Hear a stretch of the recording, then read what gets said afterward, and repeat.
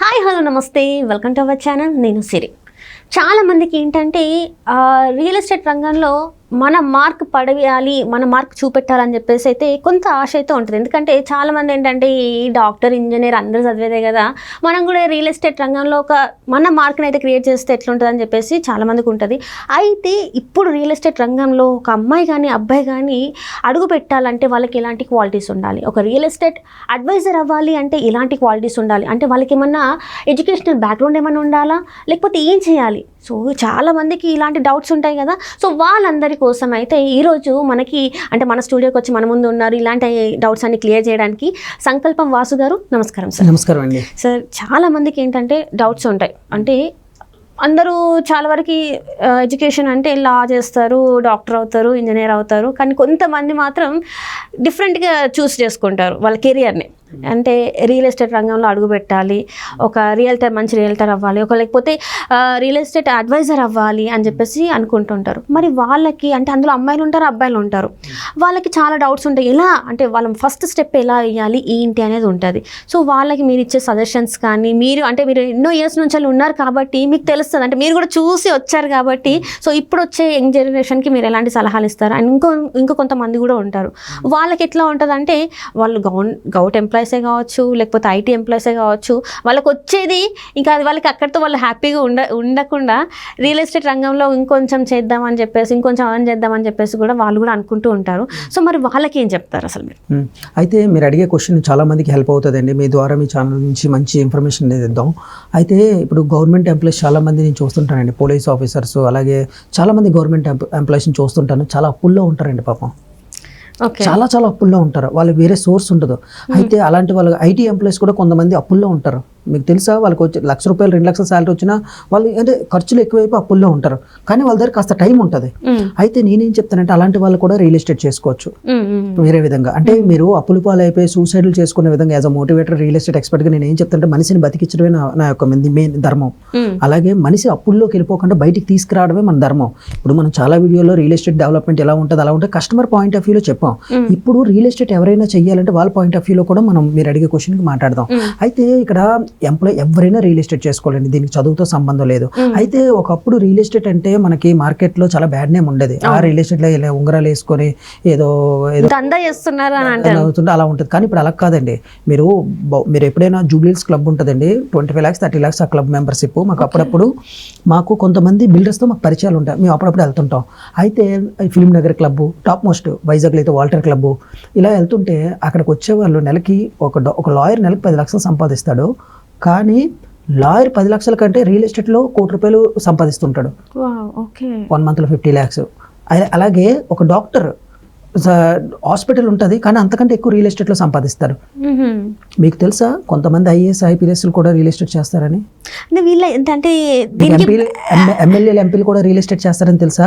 అయితే మనం ఏమనుకుంటాం, రియల్ ఎస్టేట్ అంటే మన ఇంట్లో ఉండేటప్పుడు డోర్ కొట్టి నమస్కారం సార్ మీకు 200 గజాలు 300 గజాలు కావాలి సార్. నిజంగా చెప్తాను, వన్స్ అప్ అంటే నేను కూడా అది చేశాను, తప్పలేదు. ఎందుకంటే నా MBA చదువుకునే రోజుల్లో పార్ట్ టైం కాలేజ్కి వెళ్ళి మార్నింగ్ టైం డోర్ నాక్స్ చేసేవాడిని. అక్కడి నుంచే నేను నేర్చుకున్నాను.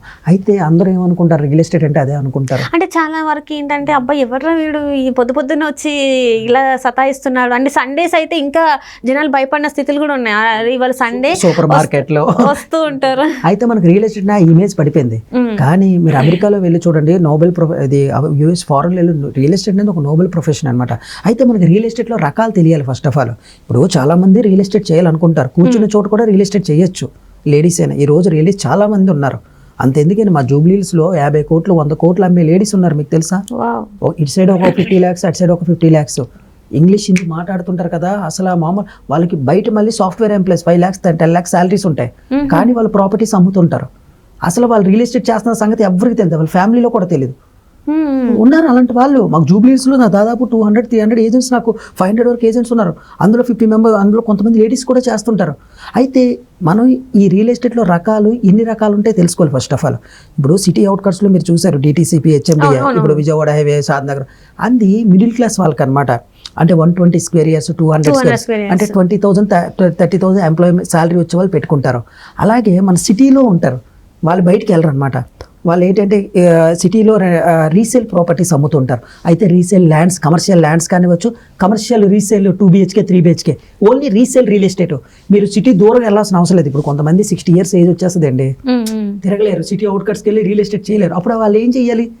మీరు ఎక్కడైతే ఉన్నారు, మీరు విజయవాడలో ఉన్నారా, వైజాగ్లో ఉన్నారా, హైదరాబాద్లో ఉన్నారా, ఆఖరికి యూకేలో ఉన్నారు, యూఎస్ఏలో ఉన్నారా, మీ ఇంటి చుట్టుపక్కల ఇల్లులు ఉంటాయి, రీసేల్కి దొరుకుతాయి. అది మీరు వెళ్ళి మాట్లాడుకొని ఓనర్ నెంబర్ తీసుకొని మీరు పోర్టల్స్లో పెట్టుకోవాలి. మ్యాజిక్ బ్రిక్స్, 99 acres, ఇది ఎవరు చెప్పరండి, నేను చెప్తున్నాను మీ ద్వారా. 99housing.com, ఇలా కొన్ని .coms ఉంటాయి.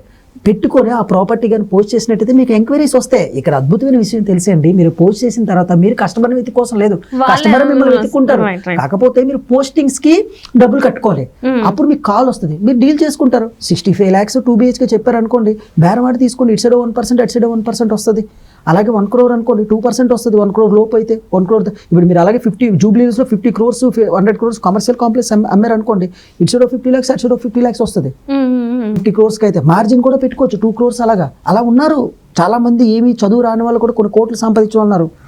అయితే మనం ఏ రియల్ ఎస్టేట్ సరిపోతాం. అయితే ఇంకొక రియల్ ఎస్టేట్ ఏంటంటే ఆఫీస్ స్పేస్లు అనమాట. అంటే ఇప్పుడు సాఫ్ట్వేర్ కంపెనీస్ ఉన్నాయి, ఒక్కొక్క software company 20 lakhs 30 lakhs rent ఉంటుంది. మీకు తెలుసా, ఒక లీజ్కి ఇప్పించాం అనుకోండి, ఒక కంపెనీకి 1 month ఇస్తారు రెంట్. దాన్ని ఆఫీస్ స్పేస్ లీజింగ్ అంటారు. అయితే సిటీలో ఎన్ని ఆఫీస్ స్పేస్లు ఉన్నాయో మీరు లిస్ట్ పెట్టుకోరు. లిస్ట్ పెట్టుకొని ఆ పోస్ట్ చేయాలి. పోస్ట్ చేస్తే మీకు కాల్స్ వస్తాయి. కాల్స్ వస్తే మీరు వెళ్ళి చూపిస్తారు. 10 lakhs ఒక ఆఫీస్ స్పేస్ మీరు క్లోజ్ చేస్తే 1 lakh, ఇటు సైడ్ ఒక 10 lakhs, అటు సైడ్ ఒక 10 lakhs వచ్చినట్టు కదా. పోనీ ఒకవైపు వచ్చిన 10 lakhs వచ్చినట్టే కదా. అలాంటి వాళ్ళు లేరా హైదరాబాద్లో? ఖచ్చితంగా ఉన్నారు. అయితే నేను చేసే రియల్ ఎస్టేట్ చెప్తున్నాను, నేను ఇవన్నీ చేసి వస్తాను. ఇప్పుడు నేను చేసేది కమర్షియల్ అవుట్రేట్ రియల్ ఎస్టేట్, అలాగే ఛాన్స్ ప్రాపర్టీస్, ఈ 2 చేస్తుంటాను నేను. కమర్షియల్ అవుట్రేట్ రియల్ ఎస్టేట్ అంటే ఇప్పుడు మీరు అమీర్పేట వెళ్ళారు, లేదా విజయవాడలో బెంజీ సర్కిల్లోకి వెళ్ళారు, వైజాగ్లో ఆర్కే బీచ్ దగ్గరికి వెళ్ళారు. పెద్ద కాంప్లెక్స్లు ఉంటాయి కమర్షియల్, అంటే పెద్ద వెళ్ళాలి. ఒక్కొక్కటి 10 crores నుంచి 20 crores 30 crores 50 crores ఉంటాయి. అలాంటి ప్రాపర్టీస్ మా దగ్గరికి వస్తాయి. అది బయటికి తెలీదు.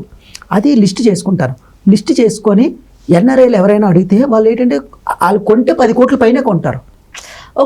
డబ్బు వాళ్ళు ఇప్పుడు వాళ్ళ దగ్గర డబ్బు ఉంటే బ్యాంకులో ఉంటే వాళ్ళకి ట్యాక్స్ పడుతుంది. నిత్యం నరకంలా ఉంటుంది వాళ్ళకి.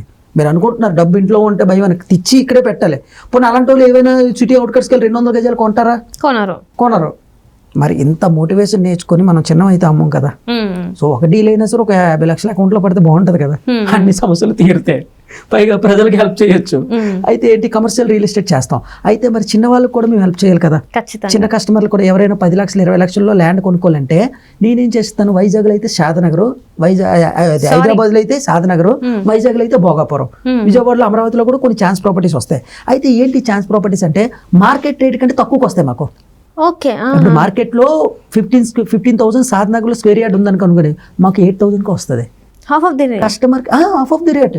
ఎందుకు వస్తుందో చెప్తున్నా, అది కూడా మీకు ఎక్స్ప్లెనేషన్ ఇస్తున్నాను. మీరు ఇప్పుడు 15,000 స్క్వేర్ యార్డ్ ఉంది అక్కడ మార్కెట్ లో. ఎవడో ఇప్పుడు కొత్త వెంచర్ 15,000 18,000 అమ్ముతున్నారు. మేమేం చేస్తాం, అది కొత్త వెంచరు లోన్కి ఉంటుంది, మేము ఇంకా బయటకే ఉంటుంది 8,000 9,000 అమ్ముతాం. ఎందుకో చెప్పనండి, ఇప్పుడు భూమికి కొత్తది పాతది లేదు కదా. ప్రేక్షకులు ఇది గమనించాలి, ఛాన్స్ ప్రాపర్టీస్ అంటే ఏంటో అని. చాలా మంది ఏం చేస్తారు పాపం తెలియక, చాలా మంది రియల్టర్లు చెప్పరండి. మీ ఛానల్ ద్వారా మీకు ఇది ఓపెన్ సీక్రెట్ చెప్తున్నాను, మీ చేత కొత్త ప్రాపర్టీ కొనిపించి మీకు నష్టపోతారండి మీరు. ఛాన్స్ ప్రాపర్టీ కొనుక్కుంటే హాఫ్ ఆఫ్ ది అమౌంట్ మీకు లాభం వస్తుంది, అట్లీస్ట్ 40% అమౌంట్ లాభం వస్తుంది. ఇది చాలా మంది చెప్పరు ఇది, ఎందుకంటే వాళ్ళ కమిషన్ పోతుందని. అయితే మేమేం చేస్తామంటే ఇది ఓన్ గా ఏజెంట్లు కూడా చేసుకోవచ్చు, అలాగే ఇన్వెస్టర్ కూడా కొనుక్కోవచ్చు. ఇప్పుడు మార్కెట్ లో ఇప్పుడు ఒక మీ దగ్గర 20 లక్షలు ఉందండి, లేదా 10 లక్షలు ఉంది, గజం 15,000కి అమ్ముతున్నారు. గజం 15,000కి మార్కెట్ రేట్ ఉంది 18,000. కానీ ఇంతకుముందు ఎవరో అదే 1,000 రూపాయలు కొని ఉంటారు గజం. 1,000 రూపాయలు కొని ఉంటే వాళ్ళకి ఎంత పడి ఉంటుంది, 100 గజాలు అంటే 100 గజాలు 2-3 లక్షలు పడి ఉంటుంది. ఇప్పుడు వాడికి ఎంత వస్తుంది, ఇప్పుడు వాడు 15 లక్షలు రావాలి. కానీ వాడికి అర్జెంటుగా అమౌంట్ కావాలి, వాడు కొనేది 1,00,000 2 లక్షలు కొని ఉంటాడు 10 సంవత్సరాల క్రితం. ఇప్పుడు మార్కెట్ రేటు 15 లక్షలు ఉంది. ఇప్పుడు 15 లక్షలు ఆడికి ఎవరు అర్జెంటుగా అమ్మేస్తున్నాడు కాబట్టి కారు అమ్మేసినట్టుగా 7-8 లక్షలకి అమ్మేస్తాడు. అంటే అతనికి ఎన్ని లక్షల లాభం, 5-6 లక్షల లాభం కదా, అడికి అర్జెంట్ అవసరం. మనం ఏం చేస్తాం, 7-8 లక్షలు కొనుక్కొని 9 లక్షలకు 1 లక్ష రూపాయలు లాభానికి అమ్మేస్తాం. కొనుక్కున్న వాడికి లాభం ఏంటి, మార్కెట్ రేట్ 15 లక్షలు ఉంది కదా. అట్లీస్ట్ గ్యాప్ కస్టమర్కి 3-4 లక్షల గ్యాప్ ఉంటుంది. అదే మీరు కొత్త వెంచర్లో కొన్నారనుకోండి, ఏం జరుగుతుంది తెలుసండి, ఒక 30% ఆల్రెడీ పెరిగిపోయిన అమౌంట్ ఇప్పుడు కొనుక్కోవాలి మీరు. ఒక 5 years లాభం ఉంది, అమ్మేవాడు వెంచర్ వేసేవాడు ఒక 5 years ఏదైతే పెరుగుతుందో అది ముందు అమ్మేస్తాడు. నేనేం అమ్ముతాం అంటే ఛాన్స్ ప్రాపర్టీస్ అమ్ముతాం. మీ ద్వారా ఛాన్స్ ప్రాపర్టీస్ కొనుక్కోమని చెప్తున్నాను. అంటే ఏంటి, ఆల్రెడీ 30% లాభం ఏదైతే ఉందో ఛాన్స్ ప్రాపర్టీస్ కొంటే మీరు అది వేరే వాళ్ళకి అమ్మేసుకున్నా ప్రాబ్లం లేదు. 15,000 ఉన్న గజం మీరు 8,000 కొన్నారు, మీకు ఎప్పుడో డబ్బులు అవసరం, 9,000 అమ్మేసుకోండి, 10,000 అమ్మేసుకోండి, ఒక 2-3 లక్షల లాభం వస్తుంది కదా. అయితే కొంతమంది నా ద్వారా వచ్చిన స్టూడెంట్స్ కొంతమంది ఒక 30 లక్షలు 50 లక్షలు పెట్టుకొని ఒక 5-6 ప్రాపర్టీలు కొనుక్కొని హ్యాపీగా ఉద్యోగాలు మానేసి కూడా ట్రేడింగ్ చేసుకుంటున్నారు. ఏముందో ఒక 10 లక్షలు పెట్టి ఒక ప్రాపర్టీ కొనుక్కుంటున్నారు, అలాంటివి 5 కొనుక్కుంటున్నారు. అదేం చేస్తారు, ₹1,00,000 లాభానికి అమ్మేస్తున్నారు అదే వారంలో. అంటే ఇక్కడ మనం ముందు మాట్లాడుకున్నట్టు దీనికి చదువు కానీ ఏది కానీ ఏది అవసరం, ఎంత ఈజీగా ఉందండి. ఇది వైజాగ్ లో చేసుకోవచ్చు, అమరావతిలో చేసుకోవచ్చు, హైదరాబాద్ లో చాలా మందికి తెలియదు. అయితే ఇదే గేమ్, ఇదే ఛాన్స్ ప్రాపర్టీ గేమ్ షాద్నగర్ లోనే చేయాల్సిన అవసరం లేదు. ల్యాండ్ మన చుట్టుపక్కల ఇంటి దగ్గర కూడా చేసుకోవచ్చు. ఇంటి పక్కన మనకి ఇప్పుడు 2 BHKలు వచ్చేస్తుంటాయి. ఎప్పుడో కొన్నాడు, ట్రాన్స్ఫర్ అయిపోతుంటాడు, నేను వెళ్ళిపోతున్నాను, నాకు తక్కువకి ఇచ్చేస్తున్నాను, అలాంటి వాళ్ళని పట్టుకోండి. రీసేల్ ప్రాపర్టీస్ కొన్ని వస్తే మార్కెట్ రేట్ 65 లక్షలు ఉంటుంది, 50 లక్షలు బేరం ఆడుకోండి, ఒక 2 లక్షలు పెట్టి ఇంటీరియర్ చేయించుకోండి, 60 లక్షలకు అమ్మేయండి, ఒక 8 లక్షల లాభం వస్తుంది కదా. అయితే ఇది అగ్రిమెంట్ చేయించుకోవాలి. అగ్రిమెంట్ 45 రోజులు టైం ఉంటుంది, ఇంకొక 90 days కూడా ఉంటుంది. సింగిల్ పేమెంట్ మీరు ఇస్తారనుకోండి, మీద ఒక 2-3 కోట్లు ఉందనుకోండి, సింగిల్ పేమెంట్ ఇచ్చేసుకోండి. ఎవరికో అప్పిచ్చే బదులు ఇలా చేసుకోవచ్చు కదా. అయితే దీని గురించి గైడెన్స్ కావాలన్నా, అంటే ఇది కొంతమంది ఓన్గా చేసుకోలేరు. సార్ మీ గైడెన్స్ కావాలి, లేదంటే మీరు మాకు ఇన్ఫర్మేషన్ ఇవ్వండి, మేము పలానా ఊర్లో ఉన్న అక్కడ ఛాన్స్ ప్రాపర్టీ, అలాంటి వాళ్ళకి నేను హెల్ప్ చేస్తాను. అయితే దానికి కొంచెం ఫీజు అన్నీ ఉంటుందిలేండి, ఒకవేళ నాతో పాటు చేస్తే పర్సంటేజ్ కూడా ఉంటుంది. అయితే నా యొక్క మోటివేట్ అంటే కొంతమంది గవర్నమెంట్ ఎంప్లాయీస్ ఓన్గా వేరే కంపెనీలోకి వెళ్ళి చేయలేరు, వాళ్ళకి ఒక ఇగో ఉంటుంది కదా, వాళ్ళకి సొంత ఇల్లు ఉంది, అలాగే ఓన్గా చేసుకోవచ్చు. ఇది ఇప్పుడు మీ దగ్గర ₹1,00,000 ఉందండి, ₹1,00,000 తీసుకెళ్ళి వేరే వాడికి ₹5 చొప్పున వడ్డీ ఇస్తే ఆడు బాగుంటే ఓకే, రేపు పొద్దున్న వాడికి ఏది లేదనుకోండి ఏమవుతుంది. ఇప్పుడు ఈ ఫార్ములా తెలిసిన తర్వాత ₹1,00,000 పట్టుకుని ఎవరైనా ఓన్గా చేసుకుంటారుగా.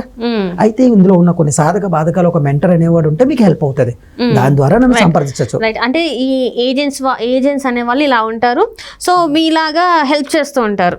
నేను బిజినెస్ చేస్తాను, ఏజెంట్లకి హెల్ప్ చేస్తాను, కస్టమర్ల చేత కొనిపిస్తాను. నా యొక్క మెయిన్ మోటివేట్ అంటే రియల్ ఎస్టేట్ ని అన్ని విధాలుగా 360 degrees లో చెప్పాలి.